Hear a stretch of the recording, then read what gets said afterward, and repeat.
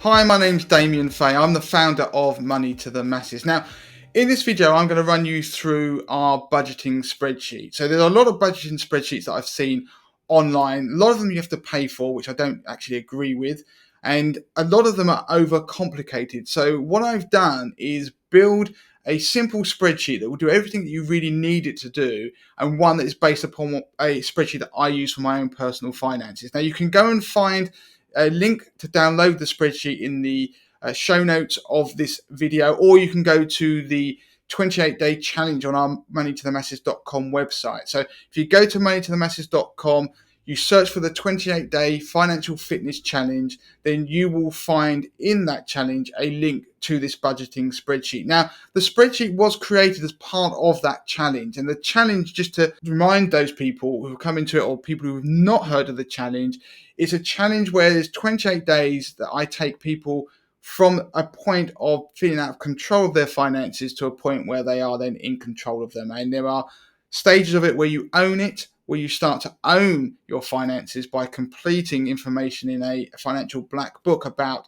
all of your finances. Then you start to fix those problems, and it covers everything in your finances. And part of that process is, of course, the budgeting spreadsheet, which I'm going to show you today. Now let's dive straight into the spreadsheet. So on screen you can see the budgeting spreadsheet as we've made it. Now think of this as a spending plan. Budgeting has quite a negative connotation. What we're doing is that you have a certain amount of income, and we're going to be building a budget using this spreadsheet to optimize that spending of that money that you earn. So think of it as a spending plan, so it's something positive rather than you are denying yourself being able to overspend effectively. So if you look at the spreadsheet here, there are key sections to it. So if you focus on the top part here, we've got income. So very simply, when you go in here, put in your income. So the income streams that you've got, so maybe that you're employed, you can put in your partner's income if you're going to do this as a household. It is a good idea to do this as a household.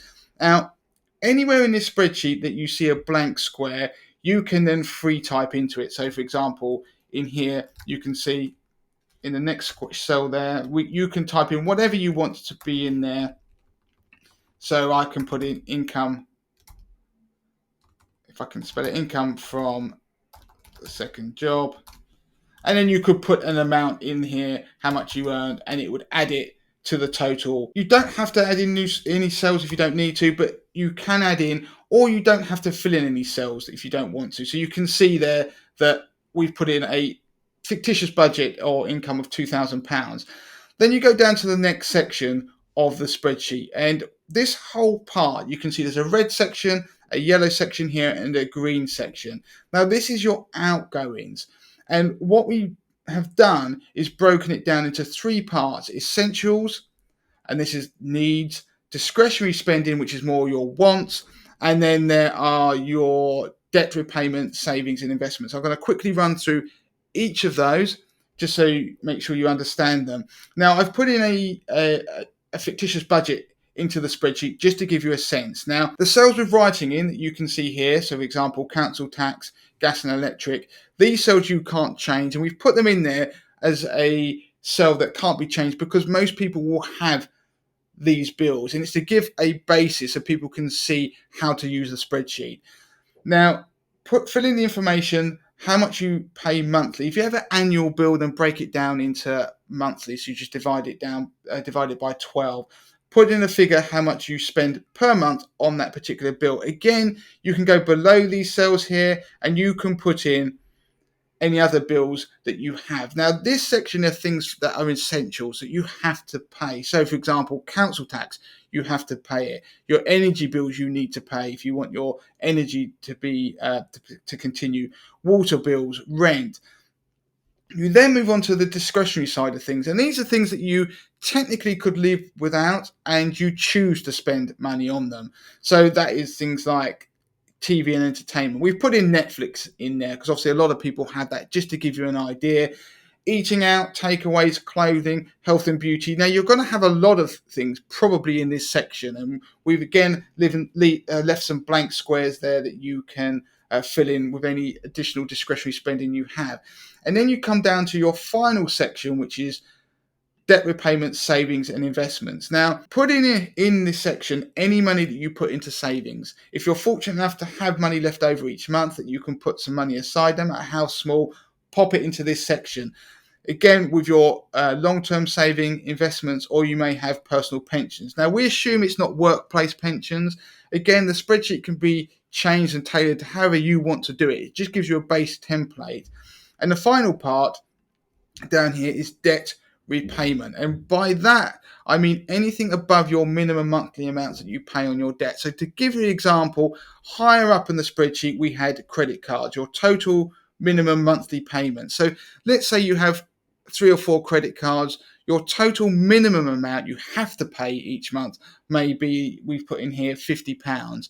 Then you may have money left over each month. You're trying to repay that debt and trying to clear it quicker, that you are going to be paying a certain amount above the minimum, or maybe on one card, or maybe more than one card. That's where you put it into the bottom part of this spreadsheet. So for example, in my fictitious budget, this person is paying all their minimum payments plus an additional £50. So that means they're paying a total of £100 off their debt each month.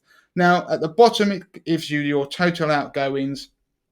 And then if you run back to the top of the spreadsheet, this section of the budget planner, you can't obviously change these figures. It's putting it through in a formula. It's worked out what your total income is, your total outgoings, and what you've got left over. Now, obviously, a lot of people probably won't have anything left over, or very little, like this example here. That's okay. That's the point of the budgeting spreadsheet, to help you try and control your spending.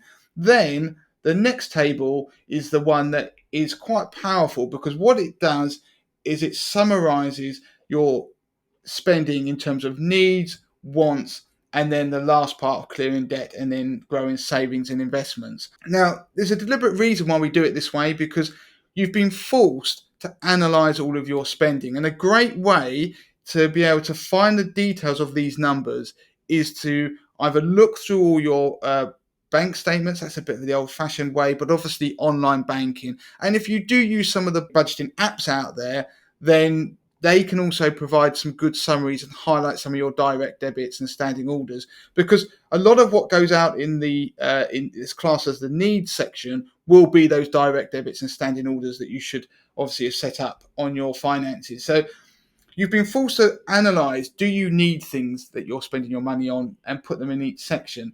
And as a reminder, we put on the spreadsheet the goals. To have a good budget, you need to try and reduce the cost of your essentials. That means trying to cut your bills. Then you need to control your discretionary spending.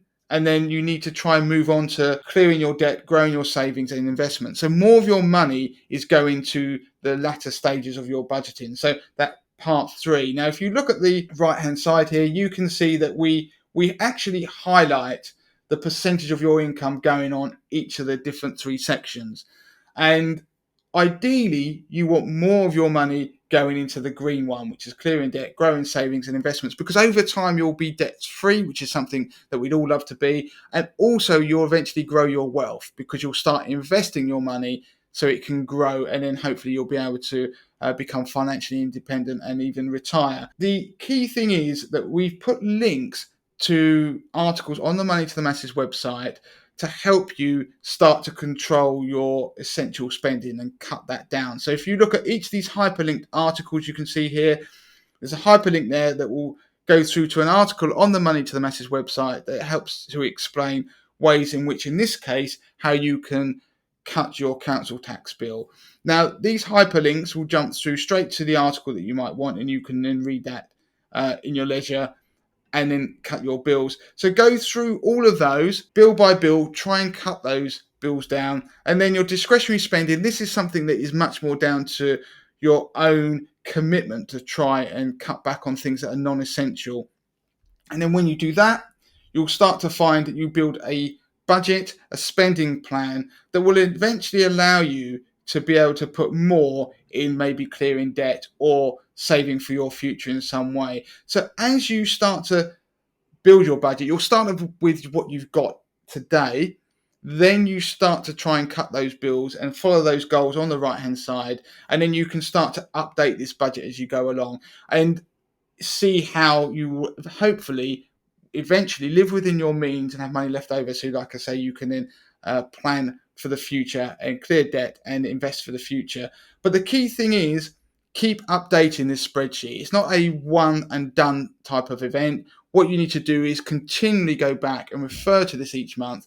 Look at how much you're spending. Are your budgets realistic? Can you trim money from somewhere else? And it's one of those things that is going to keep morphing as you will hopefully start to earn more money, have more income. Say you get a pay rise, then you will need to adjust these budgets. And it may be that you'll be able to put some more money aside in the future. But the aim is to control your spending by quantifying it. If you can quantify it, then you can control it. So the spreadsheet is very simple to use. If you've got any questions, comments, then as ever, leave them in the comment section of this video, or you can contact us at Money to the Masses. You can find us on Instagram, Facebook, TikTok. Of course, we are on YouTube, or you can even email me, Damien at moneytothemasses.com, and ask any questions regarding this. If you found this video useful, then please like it, subscribe to the channel, and also please make sure that you share it with people, friends and family, so they can get use from it as well.